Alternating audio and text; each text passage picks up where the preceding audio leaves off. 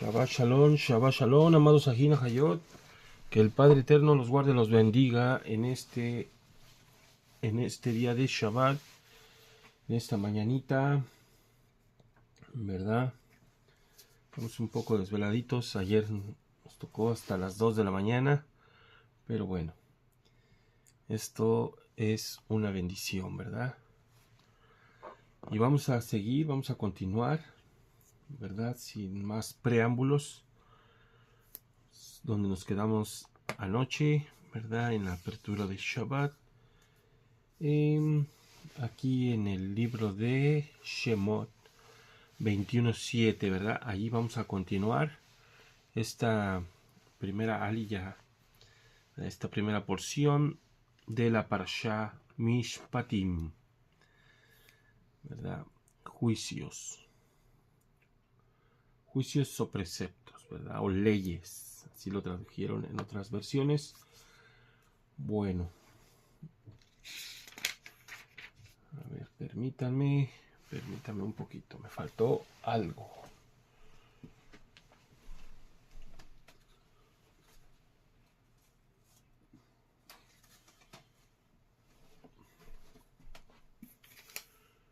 Me faltó la lupa, pero bueno, aquí está.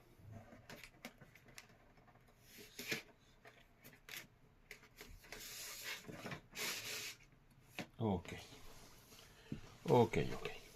Bueno, iniciemos. Nos quedamos aquí en el Pasuk 7, perdón. Y si un hombre vende a su hija como sierva, ella no será libre como los siervos. Amén. Bueno, vamos a ver en este comentario, ¿verdad? Este comentario que tenemos de este lado.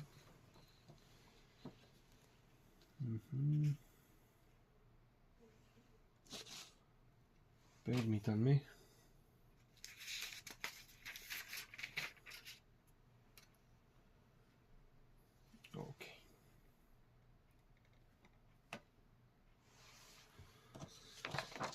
Ok, aquí tenemos un comentario, ¿verdad? Y si alguno vende a su hija por sierva, ella no será libre como salen los siervos. Si una familia hebrea llega a ser muy pobre, podrá vender una hija como sierva antes de que tenga 12 años, con el propósito de que luego se case con el amo o con el hijo del amo. Esto le ayudaría en su situación penosa. No saldrá libre como salen los siervos. No significa que no puede salir en el año shabático, como está escrito en Deuteronomio 15:12. Si un hermano tuyo hebreo o hebrea te es vendido, te servirá por 6 años, pero en el 7º año lo pondrás en libertad. Significa, según Rashi, que si un siervo hebreo o una sierva hebrea pierde un diente o un ojo, no podrá ser libre por ello como los esclavos de las naciones. Un siervo hebreo o una sierva hebrea será libertado únicamente por el año Shemitah o por ser redimido, es decir, que alguien pague un precio del rescate para que ya no tenga que servir hasta el año Shemitah o el año del jubileo. Si el amo de la sierva hebrea no quiere casarse con ella, según la intención inicial, o si el hijo no quiere casarse con ella, no podrás ser vendida a otro, ¿verdad? Esa es la ventaja de ser hebreo, que no puede ser vendido a otro, ¿verdad? Pero tendrá que cumplir hasta el año del jubileo. Y no en el caso de un siervo de las naciones, ¿verdad? De un esclavo. Ok. A ver, vamos a ver. Además que por acá tenemos otro comentario un poco extenso. La venta de una hija. La venta de una hija. Hasta el momento en que la niña alcance la pubertad, la Torá le otorga a sus padres el derecho de venderla como sierva, pero como queda en claro del texto mismo y de la enseñanza de los sabios, este derecho corresponde al padre para beneficio de ella. Él tiene permitido venderla porque se espera que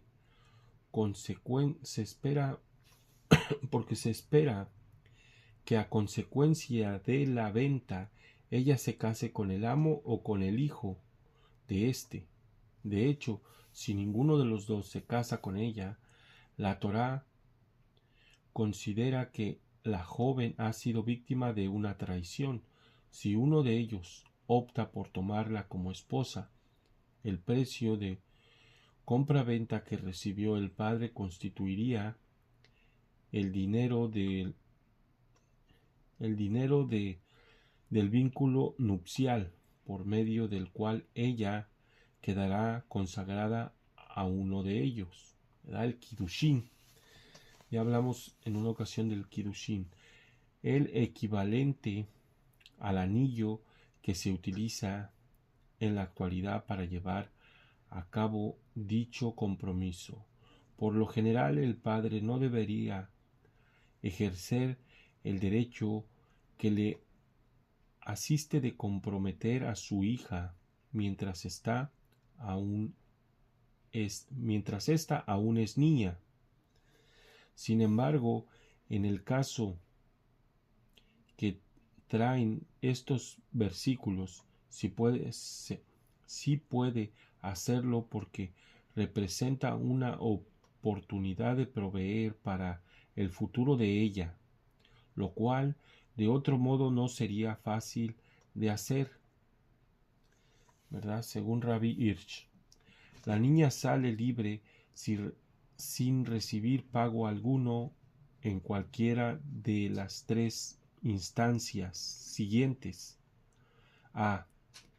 Al cabo de 6 años; b. Cuando llegue el jubileo; y c. Cuando empieza su pubertad. Ok, espero que se haya entendido. Vamos a continuar aquí. Tenemos otro. Ella no se irá, ¿verdad? De lo que se habló en el otro comentario se va a hablar aquí. Ni ella ni el siervo hebreo salen libres como resultado de la clase de percance por el cual son libertados los esclavos no del pueblo, es decir, en el caso de que su amo lo lastime, como se refiere a continuación, ¿verdad? En el versículo 21, 26, 27. Si el amo infligiere tales heridas en el siervo hebreo o una niña hebrea, deberá pagar por los daños y perjuicios, mas no los liberará, según Rashi. No los liberará, según Rashi, ¿verdad? Entonces ellos son liberados hasta el año Shemitah o el año del jubileo.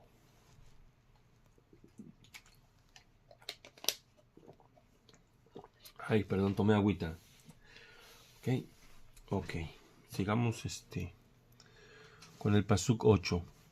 Si su amo se casó con ella, pero decide que ella ya no le place, entonces él permitirá que ella sea redimida.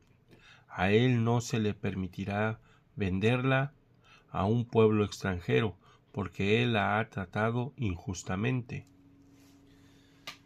Bien, a ver, vamos a ver cómo está escrito de este lado.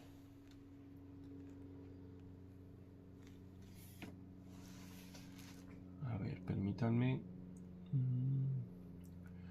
Si es desagradable a los ojos de su amo, quien debería haberla designado para sí, él ayudará en la redención de ella a un extraño. Él no tendrá el poder de venderla por haberla traicionado. ¿Verdad? Entonces esto se considera como una traición. A ver, vamos a ver el comentario. A ver, permítanme. Para sí. Me va a analizar esta palabra, para sí. La palabra está escrita con la letra Lamed y la Aleph. No, pero se le pronuncia. A ver, permítanme. Déjame ver. Acá se le pronuncia. Aquí lo tenemos en el hebreo. Leam. Se pronuncia Leam. Y esto tiene un significado. Por eso lo están mencionando. Por lo que nuestro versículo está indicando que el amo tenía la obligación moral de procurar que celebrara el matrimonio. A ver, creo que me adelanté poquito. Si se pronuncia Leam, ¿verdad? Dijimos para sí. A ver, lo voy a leer de nuevo. Para sí. La palabra está escrita con la letra Lamed y Aleph. No, pero se le pronuncia Leam. Para sí. En este caso, la palabra se interpreta de acuerdo con la pronunciación, por lo que nuestro versículo está indicando que el amo tenía la obligación moral de procurar que se celebrara el matrimonio, teniendo en cuenta tanto la forma en que se escribe como la pronunciación. El versículo está afirmando que él no la designó para sí, a pesar de que debería haberla hecho, ¿verdad? O haberlo hecho. Entonces tiene su significado, ¿verdad? En la forma de que se escribió y en la forma de que se pronunciaba. A ver, permítanme. Él ayudará en la redención de ella. Se va a analizar esta palabra. Él ayudará en la redención de ella. A ver, aquí dónde está. Sí, mire. Entonces Él permitirá que ella sea redimida. Bueno, acá de este lado dice, Él ayudará en la redención de ella. Ok. La niña y su familia tienen el derecho de comprar su libertad y el amo es obligado a facilitar el proceso, adjudicándole un valor financiero artificialmente bajo a los años que le restan a ella en servidumbre.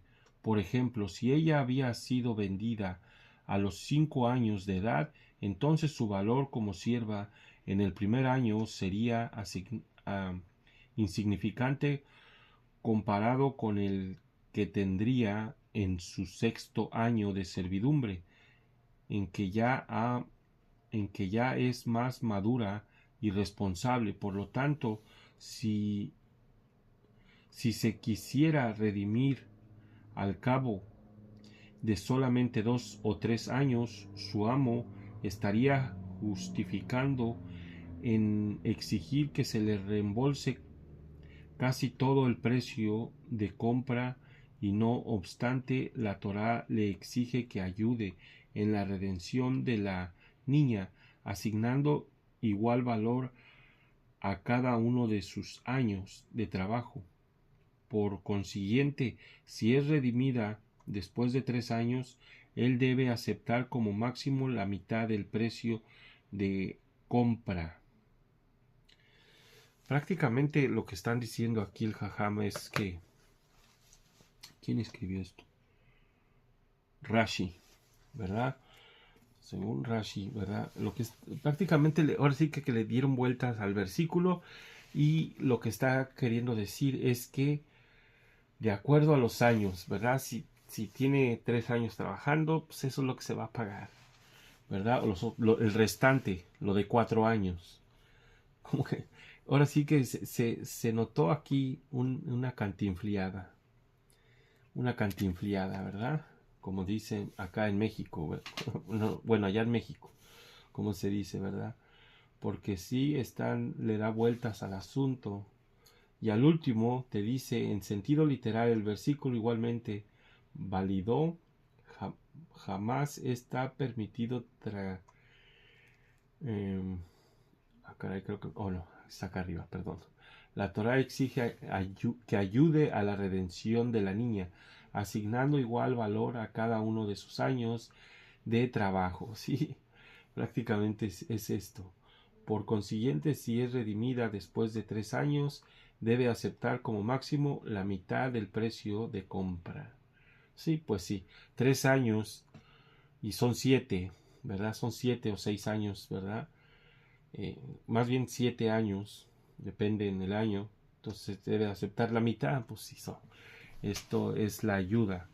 Supuestamente esta es una ayuda, ¿verdad? Pero yo creo que es un precio justo pagar ¿verdad? Si vas a pagar por la redención, vas a pagar la mitad. Si ella tiene 3 años, pues prácticamente es esto, es la mitad. Bueno, ok. Continuemos con el pasuk 9 y 10. Y si a su hijo él ha comprometido a ella de acuerdo al mishpat, al juicio, o a la costumbre, como con sus hijas él hará con ella.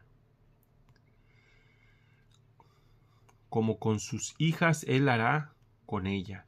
Y si otra, él toma para él su comida, su quesut, ¿verdad? Su manto, su cobertura y deber conyugal no disminuirá. ¿Ok? Pues hay que ser elocuentes, ¿verdad? Ok, acá tenemos, a ver, el 9 y el 10, ¿verdad? Leímos el 9 y el 10. Vamos a ver qué dice acá. Si para su hijo la ha designado conforme a los derechos de las jóvenes, él tratará con ella, ¿sí? Como si fuera su hija. Si otra,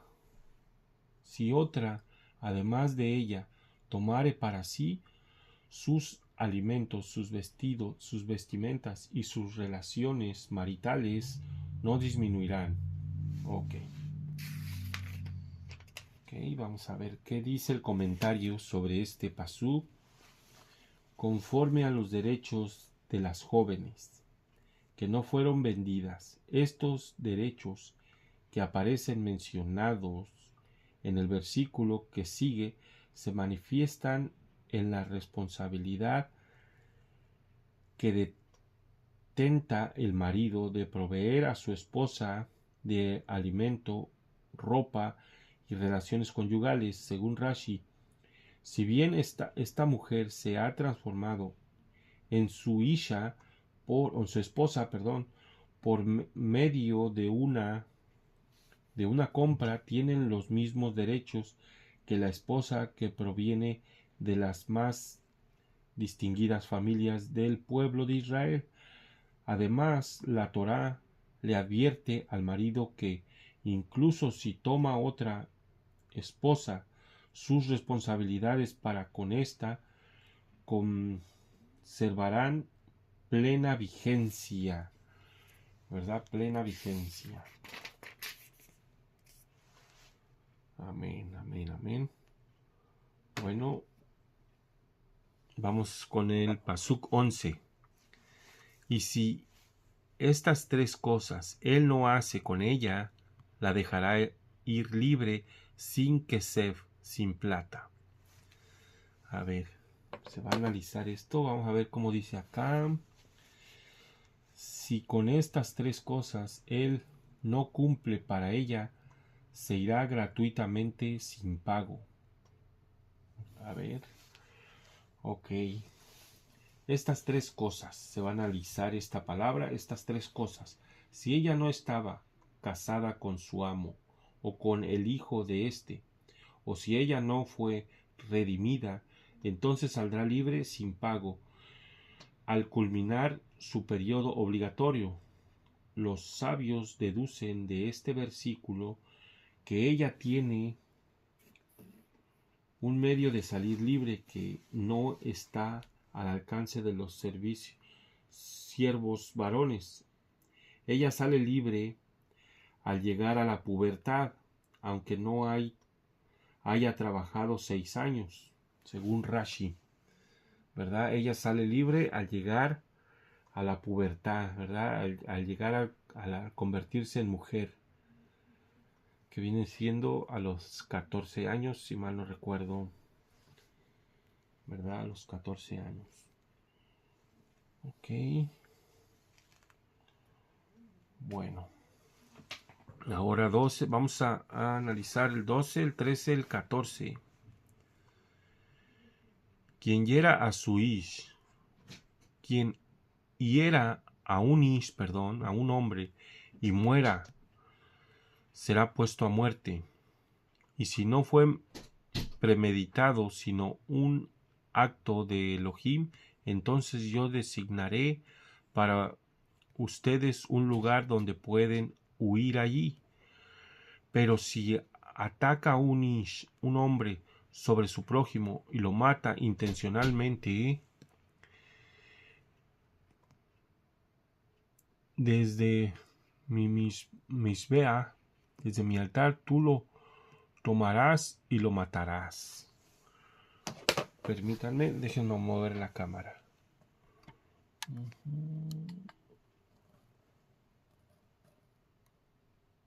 Ahí está.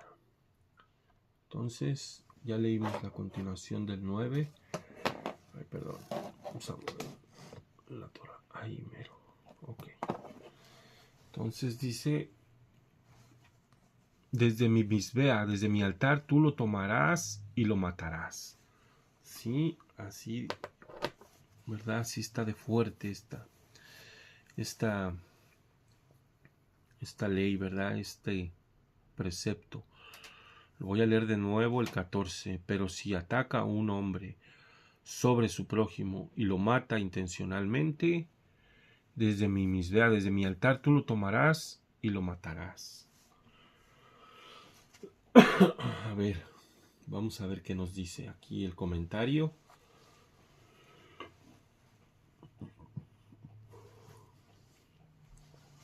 El asesinato y el homicidio involuntario, ¿verdad? Es lo que se va a analizar en estos tres pasajes, ¿verdad? El asesinato y el homicidio involuntario. Recordemos que siempre, ¿verdad? Siempre pasan accidentes, ¿verdad? Y a veces, fíjense qué triste, a veces, fíjense, a veces dos amigos en el campo, ¿verdad? Por lo regular, ¿verdad? Es un pensamiento que se me vino en el campo. Pasa un accidente, ¿verdad? Y pueden perder la vida uno de los dos. Muchas veces se culpaba al que quedaba vivo, ¿verdad? Y esto, pues, ¿verdad? Tenía consecuencias. Tenía consecuencias, ¿verdad? Pero siempre pasaban accidentes, siempre ha habido accidentes así, graves y no graves, ¿verdad? Yo creo que a nosotros nos pudo haber tocado un accidente de herir a un pariente en accidente, ¿verdad? En nuestra juventud o cuando éramos niños, ¿verdad? Por lo regular, cuando es uno joven, es cuando pasan este tipo de cosas, ¿verdad? Este tipo de accidentes. El asesinato acarreará la pena de muerte, ¿verdad? Perdón, vamos a leer esto. Lo voy a leer en la Torá de este lado, ¿verdad? Que me parece que no lo leí. Permítame. Ok. Aquel que golpea a un hombre de modo que muriere, ciertamente será muerto.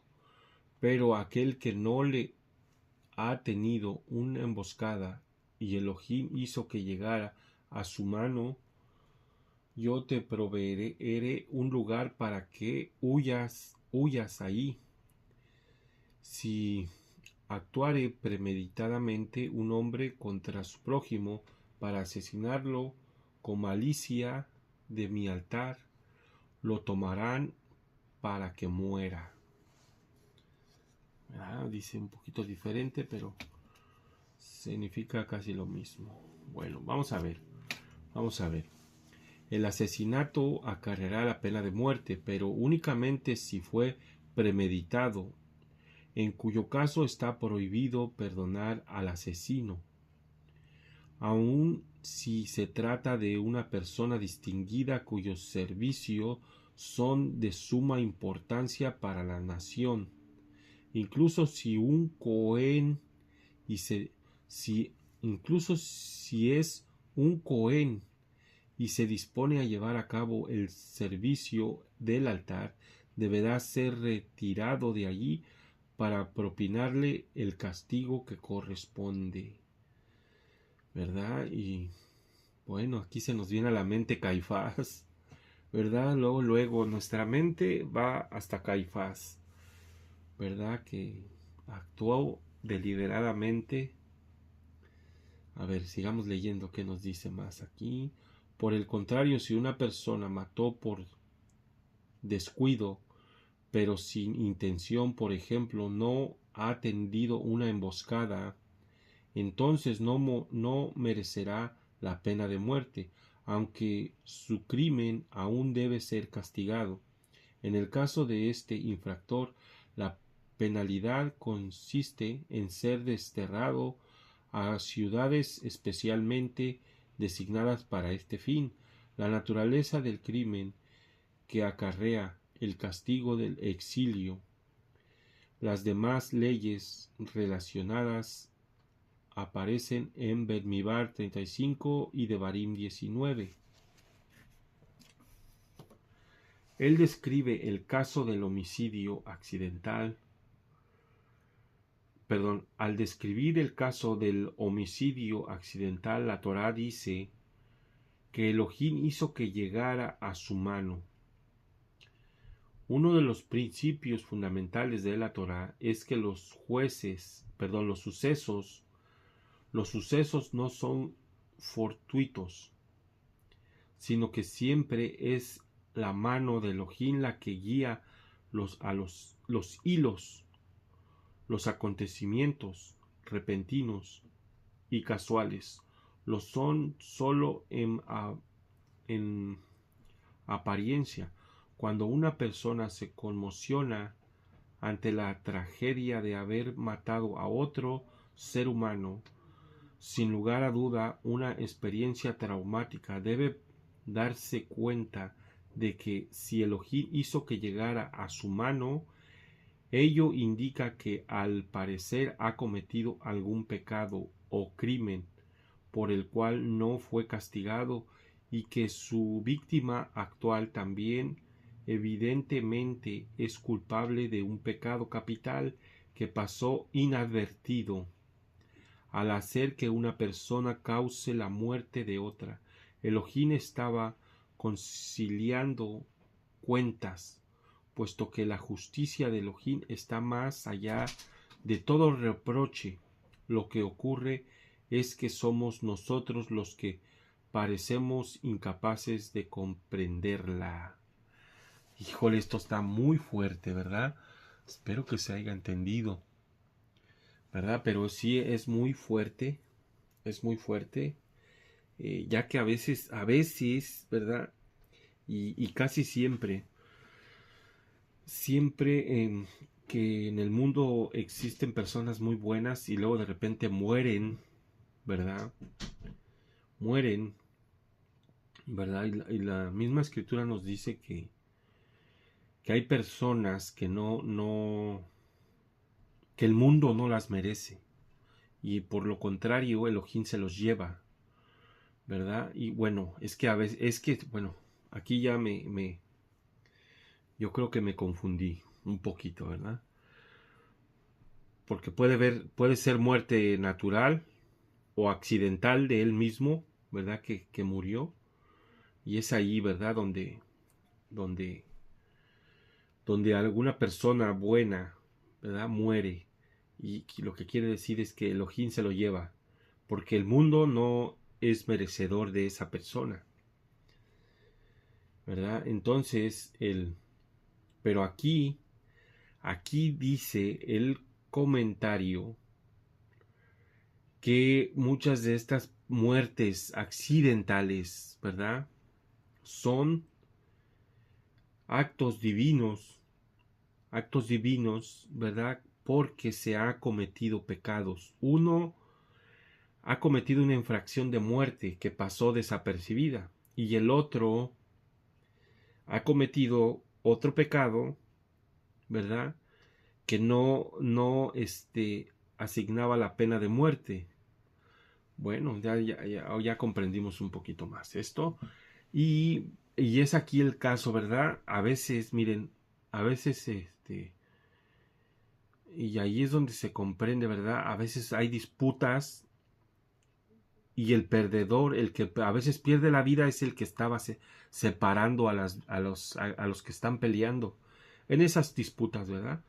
Y a veces también en un accidente, ¿verdad? El que pierde la vida es el que va a salvar, ¿verdad? Digamos, por ejemplo, en un río se está ahogando el amigo, se mete el amigo a salvarlo, y se salva el que fue a salvar. El que fue a salvar se ahoga, y el que se estaba ahogando se salva. Es nomás por poner un ejemplo, ¿verdad? Entonces, ¿qué pasa allí? ¿Verdad? Y entonces lo que dice el Jajam, lo que dice el sabio, es que Elohim, ¿verdad? Miró el pecado de cada quien. Y el pecado de cada quien es el que uno va a quedar con la conciencia de que alguien murió por su culpa, y Elohim hace juicio con el que fue muerto. Eso es lo que está diciendo, ¿verdad? Está diciendo aquí.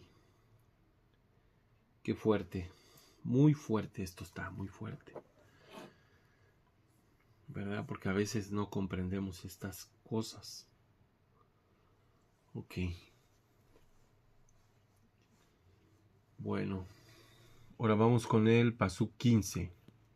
Y el que hiere a su padre o a su madre, ciertamente será puesto a muerte. Bueno, ahí ya no hay duda. Ahí yo creo que ¿verdad? Esto, este juicio, este misbah, es totalmente, ¿verdad? ¿Verdad? Que el que golpea a su padre o a su madre tiene que ser puesto a muerte. Yo creo que es lo justo, ¿verdad? Puede sonar muy duro en la actualidad, pero eh, esto puede traer consecuencias a lo largo cuando se pasa por alto, ¿verdad? Y es ahí donde entran que ¿verdad? Los hijos se pierden a veces por no reprenderlos bien, ¿verdad? Se desvían del camino. Se miró en la semana pasada un video donde la madre está reprendiendo al joven. No se entiende muy bien, creo chocó, algo así, lo está reprendiendo, y creo que le pone una cachetada. Por el susto, la madre venía asustada, yo creo. Pero el joven no soportó y le pegó un puñazo en la cara. Y eso, ¿verdad? Eso ya es una muerte espiritual. Muerte totalmente. ¿Verdad? Que en el momento no se toma el juicio, pero sabemos que a Elohim no se le escapa nada. Eso es algo, ¿verdad? De meditarlo, ¿verdad? Bueno, todo es consecuencia, ¿verdad? También recordemos que es consecuencia de no tener Torah también. Eso es una consecuencia de no tener eh, mandamientos, ¿verdad? De habernos olvidado de la Torah. Pero estuvo fuerte, está fuerte el video cuando te das cuenta que es el hijo el que golpea a la mamá, ¿verdad? Delante de todos, incluso delante de la cámara, porque lo están grabando. Bueno, vamos a leer el comentario. Y aquel que golpea a su padre o a su madre, el que golpea a su padre es punible.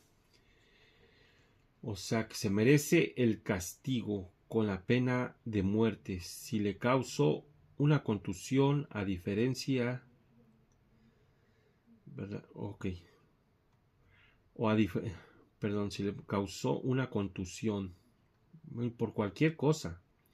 Pero dice aquí, a diferencia del ataque a cualquier otra persona, por el cual el agresor solo paga por los daños y perjuicios, en ciertos casos, en otros no paga nada, tanto si causó o no una contusión.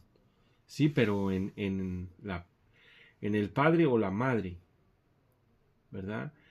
Miren, a esto yo voy cuando este mandamiento es el quinto mandamiento, si mal no recuerdo, ¿verdad?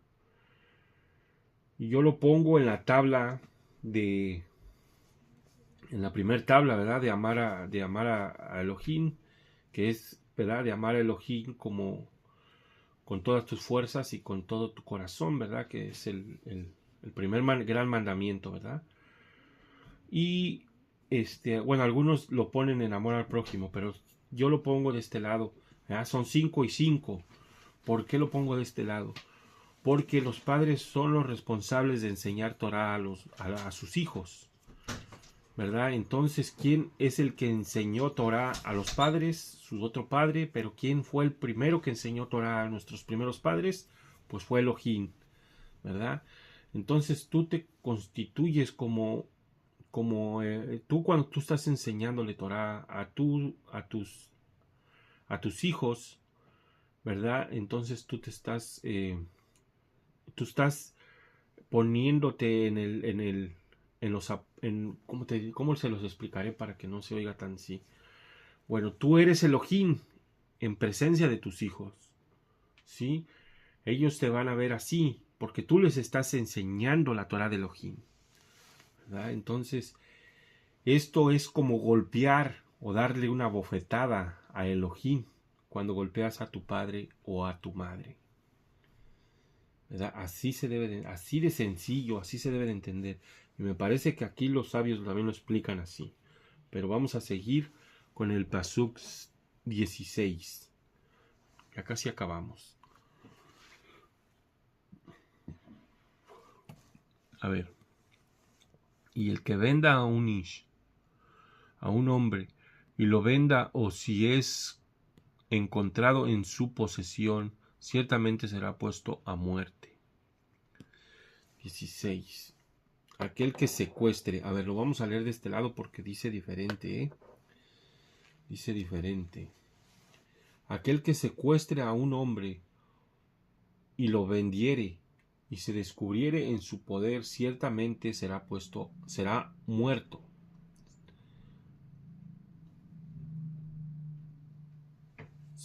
Ciertamente será muerto. Sí, dice diferente, ¿verdad? Entonces vamos a comprender esto. Y el que golpea a su padre, aquel que secuestre a un hombre, al citar un versículo paralelo de Devarim 24:7, Rashi comenta que los secuestradores reciben la pena de muerte solo si forzaron a la víctima a que trabajara para ellos. Posteriormente la vendieron como esclavo. A ver, permítame. Déjenme entender esto. Permítame que están tocando la puerta.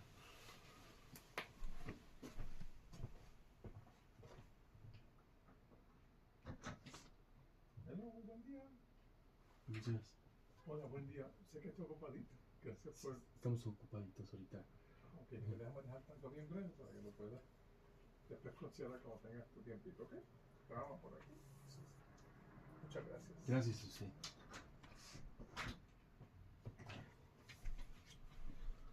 Ay, ay, ay. Una disculpa, hermanos. Estaban. ¿Quiénes estas? ¿Quiénes vinieron? Nos hubiera pasado. ¿Verdad? Pero estamos muy concentrados en él. Eran los de la Biblia. Eran los de la Biblia. ¿Quiénes son estos? ¿Serán testigos de Jehová?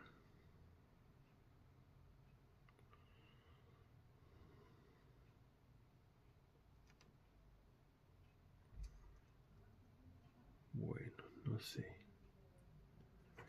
Yo creo que sí, ¿verdad? Eran los testigos de Jehová. No. Bueno, continuemos. Continuemos con esto.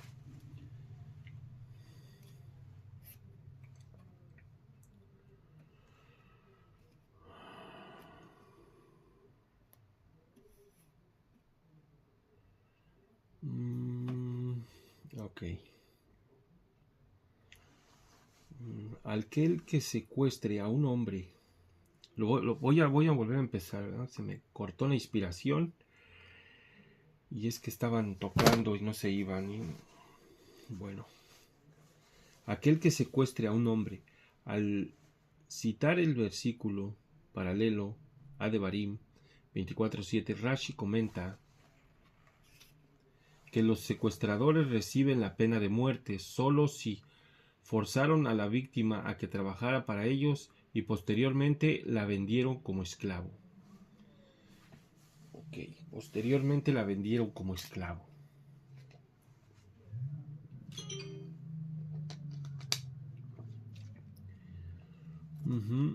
Ok, entonces está claro, ¿verdad?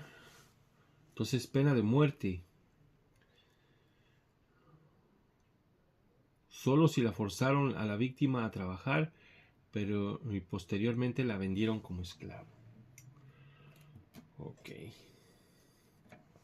Bueno, prácticamente nos dice que, ¿verdad? El secuestrador tiene pena de muerte, ¿verdad?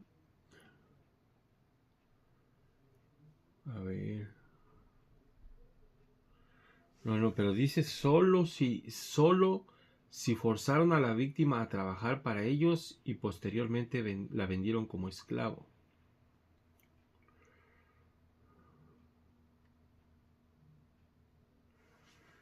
Ok, bueno. A ver, sigamos leyendo, vamos a analizar y se descubriere en su poder. Ok, y se descubriere en su poder. Yo creo que nos van a dar la explicación también de esto. Y se descubriere en su poder, así está en el pasú. Se descubriere en su poder, ciertamente será muerto. No es posible que el versículo se refiera a que la víctima se encuentra físicamente bajo el poder de su secuestrador, porque, tal como se señaló antes, ya había sido vendida como esclavo. Por eso Rashi explica que tiene que haber testigos de todas las etapas del crimen, cuando estuvo bajo el poder del criminal, tanto el secuestro como la venta, y presumiblemente al forzar a la víctima a que trabajara, no son aceptables las pruebas o confesiones ciertamente de ninguna de las etapas del crimen. A fin de demostrar la gravedad que la Torá atribuye a este pecado, vemos que además fue colocado entre otras dos transgresiones, golpear y maldecir a los padres. Del mismo modo, en los 10 mandamientos, el secuestro, no robarás, está situado entre los pecados del adulterio y del prestar falso testimonio. No robarás, ¿verdad? Y espero que se haya entendido esto. Está un poco confuso, ¿verdad? Está un poco confuso, pero yo creo que sí se comprende. Si no lo comprendieron bien, regresen el video tantito y lo vuelven a escuchar. Y bueno, yo al menos cuando lo leí, ¿verdad? Sí lo comprendí. O sea que se tiene que volver a leer, ¿verdad? No lo quiero volver a explicar para no alargar tanto. No lo quiero volver a leer para no alargar tanto el video. Ok, ciertamente será muerto. Perdón. Ya vamos a acabar. Vamos con el Pasuk 17. Y el que maldiga a su padre o a su madre, ciertamente será puesto a muerte. El que maldiga. Fíjense bien también esto, ¿verdad? Ciertamente será muerto. A ver, vamos a leerlo de este lado. Aquel que maldiga a su padre o a su madre, ciertamente será muerto. Entonces esto no se debe de hacer bajo ninguna circunstancia, ¿verdad? Esto de, imagínense,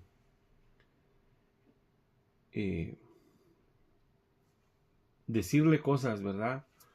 Maldicientes al padre o a la madre, o pegarle, imagínense, pegarle, ella es todavía peor. Los sabios deducen que la pena de muerte es por lapidación. Aquí ya va, es más fuerte todavía, que es más severa que la muerte por estrangulación, que se impone a quien golpea a su padre, a sus padres. La razón de un castigo más riguroso es que hace falta un elemento de disuasión más riguroso, pero más potente para evitar las maldiciones, que es algo en que fácilmente podemos caer cuando perdemos los estribos. Otra explicación posible es que, dado que la maldición punible, sí, o sea, la maldición punible, o sea, que merece un castigo, con la muerte debe incluir el uso del nombre de Elohim. Quien maldice a su padre combina su afrenta al honor de estos con el desprecio por Elohim, según Ramban. Y aquí es lo que yo les digo, que el padre y la madre entran en la categoría de Elohim, ¿verdad? Por eso, y fíjense que, bueno, yo hoy estuve leyendo esto, ¿verdad? El 17, el comentario, y es a lo que, por eso el padre y la madre están en la primera tabla de las 2 tablas, ¿verdad? De las 10 palabras, porque el padre y la madre entran en la categoría de Elohim, ¿verdad? Y al tú maldecir a tu padre y a la madre, o a la madre, estás maldiciendo a Elohim.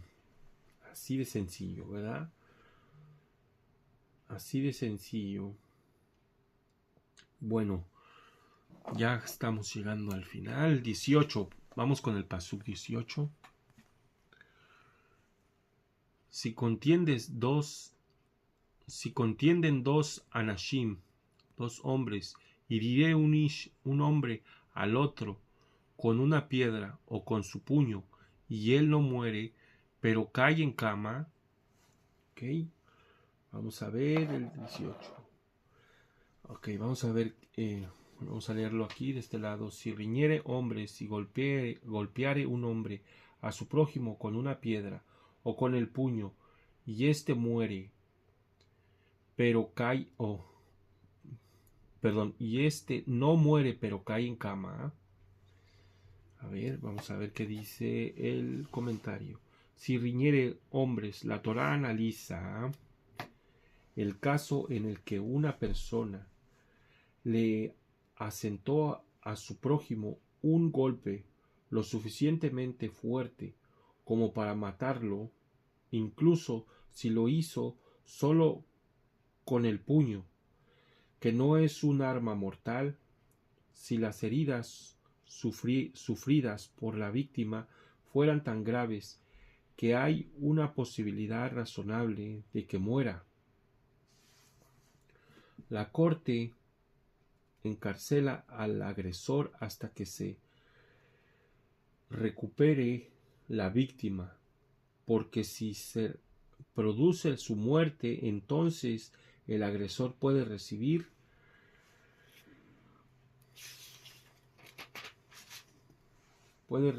la pena capital, ¿verdad? La pena de muerte. Okay. Una vez que la víctima es capaz de desplazarse por sus propios medios y la corte concluye que su vida ya no corre peligro, aunque necesita un bastón o muletas, el atacante es liberado de la prisión. Si la víctima, en su estado debilitado, llegase a morir debido a que no tomó los recaudos necesarios, ya no estará en juego, judicialmente hablando, la vida del agresor original, según Ramban y Rabenu Behai, ¿verdad? Fíjense que esto me trae recuerdos. Llegué a oír algo así que pasó, ¿verdad? Que no, es que me trae recuerdos vagos de cuando era niño, que sí llegó a pasar esta situación y se tomaba en cuenta la Torá, se tomaba en cuenta este tipo de comentarios, ¿verdad? No recuerdo muy bien, pero ahorita me están llegando los recuerdos, ¿verdad? Vagamente, pero sí, de personas que sí, ¿verdad? Llegaron a morir en esta situación. Ya me acordé de quién, ¿verdad? Fue un tío, pero creo que fue muerto. Este sí murió, ¿verdad? Por las heridas. Y no. Entonces este sí fue culpable.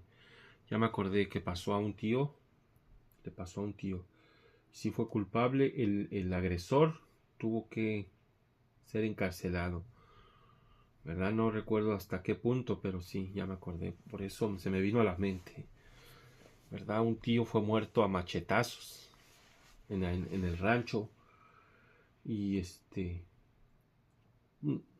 por eso me acuerdo vagamente, porque solo mi madre me platicaba. Mi tío, ¿verdad? Regresó a la casa, pero las heridas no infringieron la muerte. Y ya me estoy recordando que mi madre me decía que mi tío gritaba, ¿verdad? Entonces, esto fue, por eso se me estaba viniendo a la mente todo esto, ¿verdad? Entonces él fue culpable. Recuerdo que mi abuelo iba a la corte, ¿verdad?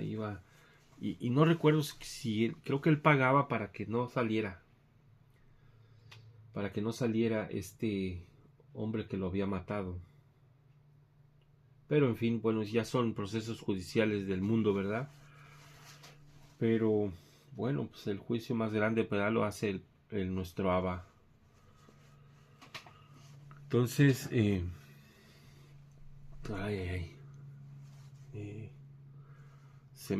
estos, ¿verdad? Se me vienen en, ¿cómo se dice? Yo recuerdo muy vagamente a mi tío, porque yo era muy niño cuando lo conocí a este tío, Nomás lo vi muy poco,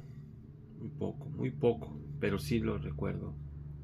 Se me vino a la mente estos recuerdos, ¿verdad? Y lamentables, ¿verdad? Porque son situaciones que pasaban. En esas situaciones, en ese rancho me tocó ver también una pelea cuando era muy niño, pero ese sí me recuerdo porque yo lo vi. Y pues me imagino que la situación así de grave fue porque en esa pelea también hubo machetazos y estos varones estaban peleando por un caballo que apostaron en una, yo creo en una cantina, apostaron un caballo y no quiso pagar y se venían peleando por el caballo. Y el que se metió a separarlos fue el que llevó la peor parte. Eso sí me recuerdo bien, ¿verdad? Todo me recuerdo porque yo estaba mirando. Yo era un niño y miré el pleito, ¿verdad? Y ya es a lo que veníamos, a lo que viene aquí las leyes, ¿verdad? Lo que estaba hablando Elohim en el pasuk anterior, ¿verdad? En los pasajes anteriores donde dice que, ¿verdad? Que la muerte sin querer, ¿verdad? Que a veces Elohim hace juicio con estas personas. Perdón.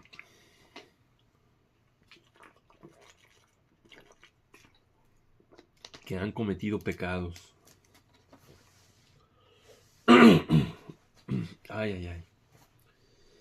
Bueno, esta pelea que hubo, ¿verdad? Que fue algo muy fuerte. Siempre quedan grabadas en las mentes y más cuando uno es niño. Porque son a veces hasta traumas. Estos varones estaban peleando por el caballo. Se miraban ebrios. Y se metió alguien, pues yo creo los conocía, se metió a separarlos.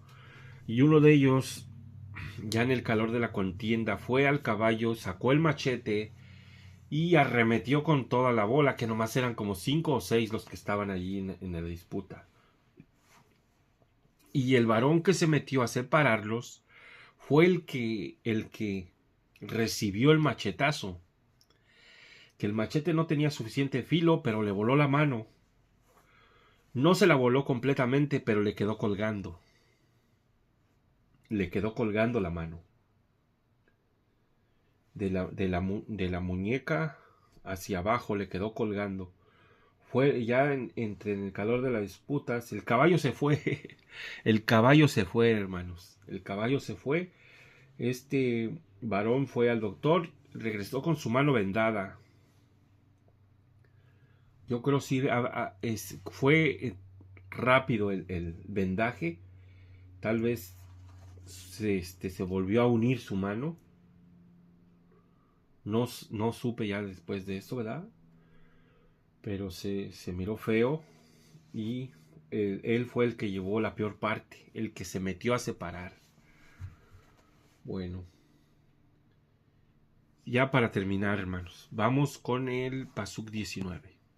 Si se levanta y camina hasta la puerta con su bordón, el que lo atacó será libre de toda culpa, solamente lo compensará por la pérdida del tiempo y él pagará. Ok, bueno, esto, ¿verdad? Es como una ley, las leyes, ¿verdad? Muchas de las leyes en los países, ¿verdad? Pero a veces la gente no quiere pagar, ¿verdad? Fíjense, a veces la gente no quiere pagar. Recuerdo que mi hermana me estaba platicando, una de mis hermanas allá en la Ciudad de México, la atropelló a alguien y al último no le quiso pagar, ya después, le pagó lo primero, después ya no le quiso pagar, ¿verdad? Y no le pudieron hacer nada porque creo que era familiar de alguno de los influyentes, ¿verdad? La corrupción que existe en el mundo, ¿verdad? Bueno, vamos a ver qué dice el comentario, ya para terminar, hermanos. Vamos a leerlo aquí porque se va a analizar una palabra que creo que no viene en esta Torah, en el Sefer Dabar.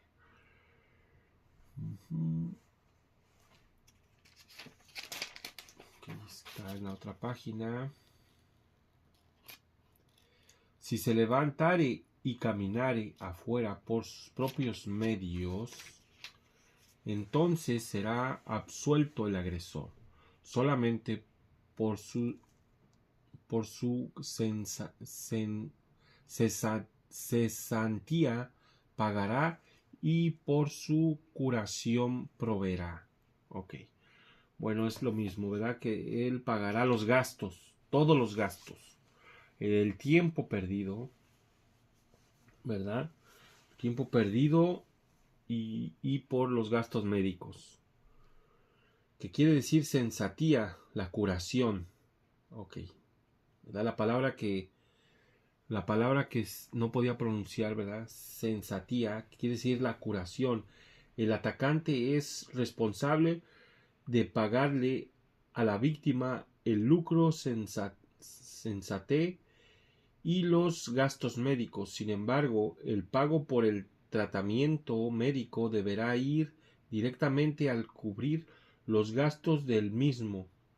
Si la víctima prefiere quedarse con el dinero, renunciará al tratamiento que necesita. Entonces el atacante no tiene necesidad de pagarle. ¿Sí? Sí, ¿verdad? Estos casos pueden pasar, ¿verdad? Que a veces el agresor el agredido dice, no, ya no quiero ir al doctor, ya no quiero ir al médico. Bueno, entonces el atacante ya no necesita pagar más. Ya no se necesita pagar más, ¿verdad? Y será absuelto de toda culpa. Bueno, amados hermanos, esto se acabó y terminamos. Bendito sea nuestro Elohim, bendito sea Él que permite todo esto, ¿verdad? Y yo pensé que se iba a tardar más, pero bueno, Baruch Hashem, Baruch Hashem. Bendito sea nuestro Elohim, amados hermanos. Hay que seguir, el Shabbat todavía es joven, ¿verdad? Hay que seguir estudiando en este hermoso día de Shabbat. Bueno, amados, que el Padre Eterno los bendiga, que el Padre Eterno los guarde y que el Padre Eterno les conceda Shalom en el nombre de nuestro Adón Yahshua HaMashiach. Amén, amén y aleluya.